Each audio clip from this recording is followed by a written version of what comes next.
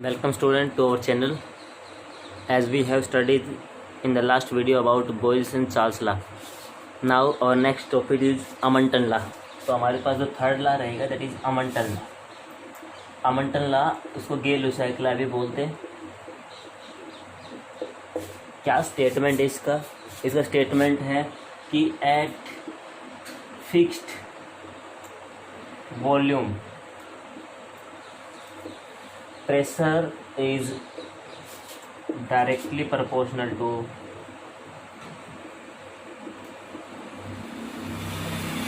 Temperature. ये कह रहा है कि फिक्स्ड अगर आपके पास वॉल्यूम रहेगा तो प्रेशर जो होगा वो डायरेक्टली प्रोपोर्शनल होगा टेम्परेचर के. यानी कि हमारे पास इक्वेशन क्या बनी, T directly proportional to T. ठीक है भाई, आप सोल्व करेंगे तो क्या इक्वेशन बनेगी, P1/T1 is equal to P2/T2.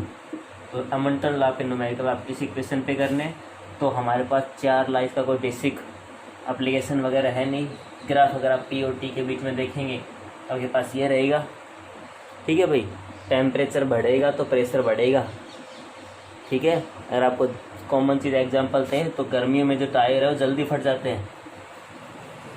गाड़ियों के टायर जो होते हैं उस गर्मियों में जल्दी फट जाते हैं. गर्मियों में टेम्परेचर ज़्यादा रहेगा तो प्रेशर बढ़ेगा, उसके अंदर प्रेशर, ट्यूब के अंदर प्रेशर बढ़ेगा, यानी कि वो आपके पास ज़्यादा जल्दी इन्फ्लेक्ट हो जाएगी, जल्दी फट जाती है. तो गर्मी में थोड़े टायर में हवा कम रखनी चाहिए. तो ये सब आपके पास गे-लुसाक लॉ रहेगा. तो अगर तीनों लॉ को समराइज़ किया जाए, अगर अपने पास जो तीन लॉ हुए अभी तक उन तीनों को समराइज़ किया जाए तो भाई पहला था बॉयल्स लॉ, जिसने कहा था volume inversely proportional to pressure at constant temperature. ठीक है भाई. सेकंड आपके पास था चार्ल्स लॉ, जिसके पास था volume directly proportional to temperature, यहाँ पे प्रेशर कांस्टेंट था. और थर्ड अभी आपने पढ़ा है अमंटन लॉ, जिसके अंदर आपने क्या पढ़ा है, जिसके अंदर पढ़ा है कि आपके पास वॉल्यूम कांस्टेंट रहेगा T directly proportional to T. तो ये अपने पास तीन लॉ हुए हैं भाई. ठीक है, इनके ऊपर आप न्यूमेरिकल देखेंगे, मैंने करवा भी दिए आपको. बेसिक न्यूमेरिकल आपको आने चाहिए सिंपल न्यूमेरिकल इक्वेशंस के ऊपर. तो न्यूमेरिकल ध्यान रखेंगे, सिग्निफिकेंट छोटे मोटे इक्वेशन पूछ जा सकते हैं. अभी क्या है अपने पास एक लॉ और आता है भाई, एवोगैड्रो लॉ.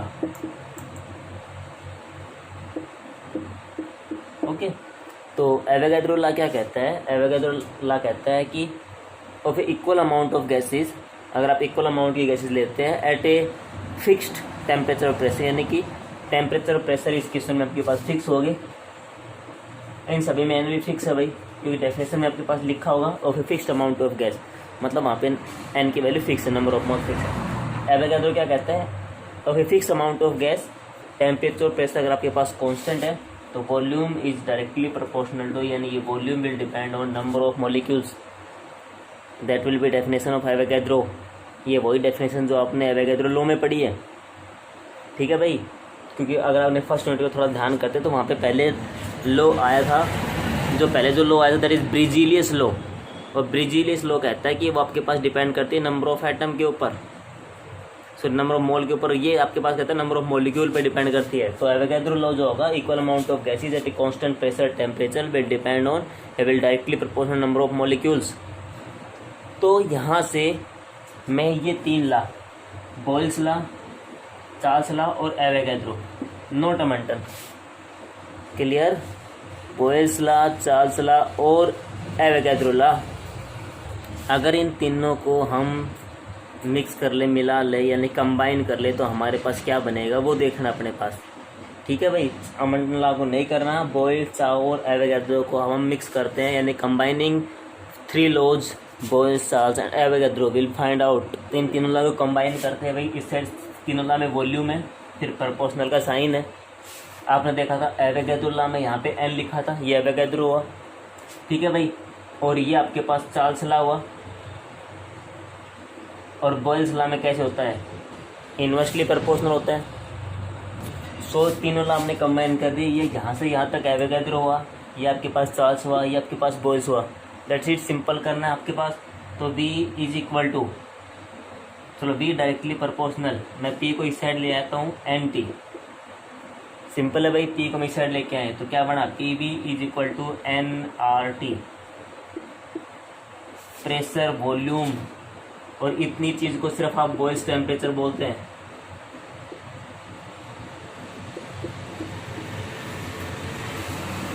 अगर क्वेश्चन में बॉयल्स टेम्परेचर निकालने के लिए बोला जाए आपको, तो प्रेशर वॉल्यूम निकालना है, यानी कि एन आर और टी को मल्टीप्लाई करना है, दैट्स इट। यहाँ पे पी प्रेशर होगा, बी वॉल्यूम होगा, एन नंबर ऑफ मोल्स होंगे, और नंबर ऑफ मोल्स हमने निकाले हैं। क्या फॉर्मूला था भाई, आपके पास गिवन मास था अपॉन टोटल मोलिकुलर मास था, ठीक है भाई। आर जो था that is universal gas constant, R की वैल्यू जो थी that is universal gas constant. T temperature में आपके पास होगा केल्विन के अंदर, टेम्परेचर केल्विन में होगा। देखो आर की वैल्यू जो होती है, अब हमारे पास जो इम्पोर्टेंट चीज़ है, आर की वैल्यू क्या लेनी है, यूनिवर्सल गैस कांस्टेंट। आर जो आपके पास है that is universal gas constant. तो आर की जो वैल्यूज होती है वो हर जगह अलग अलग होती है, अलग अलग मतलब यूनिट के हिसाब से अलग अलग हो जाती है। किस टाइप से देखते हैं, तो आर की वैल्यूज जो आपके पास होंगी 8.314, और ये यूनिट आपके पास होगी जूल में पर केल्विन पर मोल। अगर आप लेते हो 0.0821 that will be in atmospheric litre पर केल्विन पर मोल। तो वो क्वेश्चन के हिसाब से देना है कि किस में आपके पास वॉल्यूम और प्रेशर किस में दिए, उसके हिसाब से यूनिट बनाओगे, ठीक है। अगर आप कैलोरी में लेते हो तो 1.9 के करीब होती है, यानी कि मैं 2 लिख देता हूँ, 2 कैलोरी पर केल्विन पर मोल, यानी कि बोल सकते हैं this is the unit of energy. ये दोनों एनर्जी यूनिट तब इसको कन्वर्ट किया गया तो ये भी एनर्जी यूनिट होगी। तो ये आपके पास आर की वैल्यू होंगी, लगभग आप देखोगे तो यहाँ पे क्वेश्चन इसमें होंगे। ये हम थर्मोडायनेमिक्स में यूज़ करते हैं। हमारे पास जो अगला चैप्टर आएगा, सॉरी यूनिट नंबर 6 जो आएगी, उसके अंदर आर की वैल्यू हम 8.314 से क्वेश्चन करेंगे। यहाँ पे जो होंगे वो इससे क्वेश्चन करेंगे, वो आपके पास रीजन साफ साफ देखिए जब आप क्वेश्चन करेंगे तब, क्योंकि प्रेशर और वॉल्यूम, अगर आपके पास प्रेशर एटमॉस्फेरिक में, वॉल्यूम लीटर में, तो यूनिट बन जाएगा अपने आप, क्योंकि यूनिट तो कैंसिल करना जरूरी होता है अपने न्यूमेरिकल करते टाइम, ठीक है। तो वही आपके पास आर की वैल्यू होगी। और जो हमारे पास P V is equal to N R T equation आई थी, हमारे पास जो लास्ट इक्वेशन आई थी P V is equal to N R T, इसी इक्वेशन को आप बोलते हैं भाई आइडियल गैस इक्वेशन। अगर आपसे क्वेश्चन पूछा जाए कि how will you derive ideal gas equation, तो भाई आइडियल गैस इक्वेशन को कैसे डिराइव करेंगे, तो भाई आइडियल गैस इक्वेशन को डिराइव करेंगे बॉयल्स लॉ, चार्ल्स लॉ और एवोगैड्रो लॉ को कंबाइन करना है, और वहाँ से P V is equal to N R T आपके पास सामने आएगा, ठीक है। That is ideal gas equation. R की वैल्यू मैंने आपको बता दी है, न्यूमेरिकल करके देखना है इसके ऊपर, सिंपल से न्यूमेरिकल होंगे वो देखेंगे हम। देखिए भाई अपने पास एक क्वेश्चन है, ए 23.8 लीटर है, इसका मतलब अपने को क्वेश्चन में वॉल्यूम गिवन है 23.8। पहले क्वेश्चन में गिवन लिख लिया और आराम से, तो गिवन होगा आपके पास होगा 23.8 litre volume. Balloon filled with 88 gram of CO2। जब 88 ग्राम ऑफ CO2 दिया है 15 डिग्री सेल्सियस, 15 डिग्री सेल्सियस, तो टेम्परेचर हो गया मेरे पास 15 डिग्री सेल्सियस।